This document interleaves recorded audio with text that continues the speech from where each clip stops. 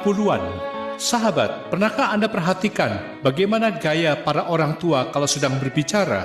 Banyak di antara mereka yang merasa seolah-olah tahu segalanya, padahal sesungguhnya mereka tak tahu apa-apa. Para lansia ini banyak yang tak siap menghadapi kenyataan bahwa mereka kini telah menua dan tak tahu bagaimana menjalaninya. Untuk para lansia, sebelum masa itu tiba, ada beberapa tanda yang perlu Anda sadari, sehingga Anda akan siap untuk menghadapinya dengan tenang. Apa sajakah tanda-tanda itu? Pertama, orang-orang di sekitar Anda akan terus berkurang jumlahnya. Sebagian besar generasi di atas Anda, termasuk orang tua Anda, mungkin telah berpulang. Bahkan bisa jadi pasangan Anda pun segera menyusul dan mendahului Anda. Sementara teman-teman seangkatan Anda belum tentu kondisinya sehat dan terawat, sehingga bisa menemani Anda. Ketika satu persatu orang-orang terdekat Anda kembali kepada Sang Khalik, maka kesepian akan menjadi teman Anda. Generasi di bawah Anda, termasuk anak dan cucu Anda, sibuk dengan urusannya masing-masing. Saat itulah Anda harus belajar bagaimana menerima sepenuhnya kesendirian Anda dan menikmatinya dengan penuh syukur. Kedua, orang-orang akan semakin tidak peduli pada Anda. Penuaan tidak pernah mengenal gender, jabatan, popularitas, atau kekayaan. Semua orang pasti akan menua. Di saat Anda mulai terpinggirkan secara alamiah, akan muncul bintang-bintang baru yang lebih bersinar, mungkin melebihi dari apa yang dulu Anda miliki. Anda harus legowo menerimanya. Jangan biarkan iri dengki merajai hati Anda. Ketiga, kesulitan akan terus bertambah. Seiring waktu memasuki masa lansia, risiko degeneratif akan menyertai osteoporosis, penyakit kardiovaskular, gangguan syaraf, kanker, dan seterusnya selalu mengintai dan menyergap tiba-tiba tanpa Anda bisa menolaknya. Anda harus menyadari bahwa tubuh Anda sudah tak lagi kuat. Kesehatan Anda tak seprima dulu lagi. Segala macam penyakit jadi mudah datang. Badan pegal dan kaku, kepala pusing, mudah lelah akan menjadi teman setia Anda nanti. Mempertahankan sikap atau pikiran positif dan berolahraga dengan tepat secara rutin harus Anda disiplinkan untuk membantu merawat kesehatan Anda.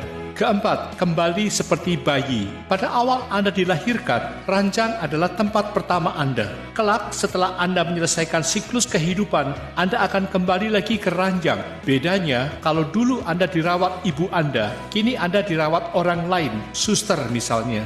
Kalau ibu merawat Anda penuh kasih sayang, maka suster merawat Anda karena imbalan atau karena rasa kemanusiaan. Jadi, jangan menuntut lebih banyak pada mereka. Bersikaplah baik dan tetap bersyukur. Kelima, ada banyak penipu di sekeliling Anda. Hasil kerja keras di masa produktif yang Anda kumpulkan akan menjadi harta yang harus Anda jaga. Bukan hanya orang luar, orang-orang di sekeliling Anda pun bisa saja menginginkan uang Anda dan berusaha mengelabui Anda.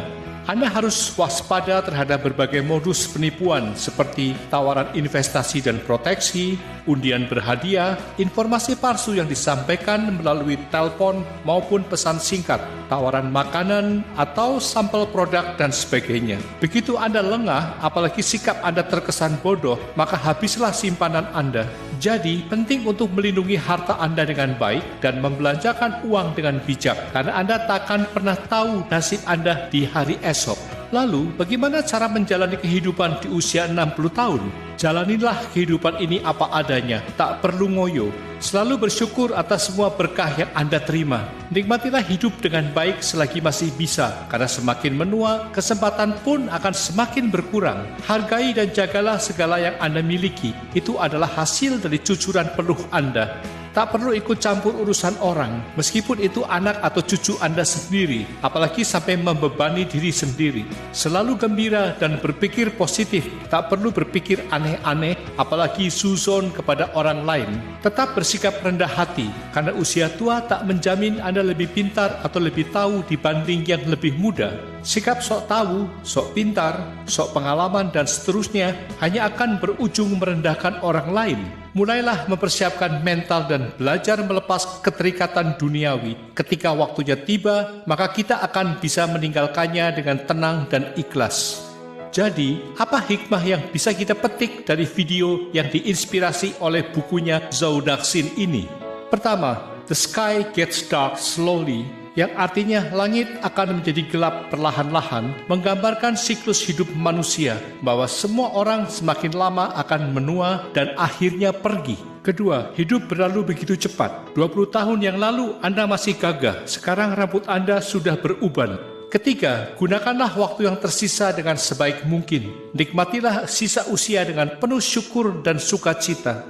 Keempat, semakin bertambahnya usia, semakin sedikit kesempatan yang Anda miliki. Lakukanlah segera hal-hal baik yang ingin Anda lakukan. Jangan menundanya sampai besok, karena belum tentu Anda dianugerahi hari esok. Sahabat, jika inspirasi ini baik dan bermanfaat, gunakanlah kesempatan yang Anda miliki untuk membagikannya pada orang-orang yang Anda sayangi, khususnya para lansia.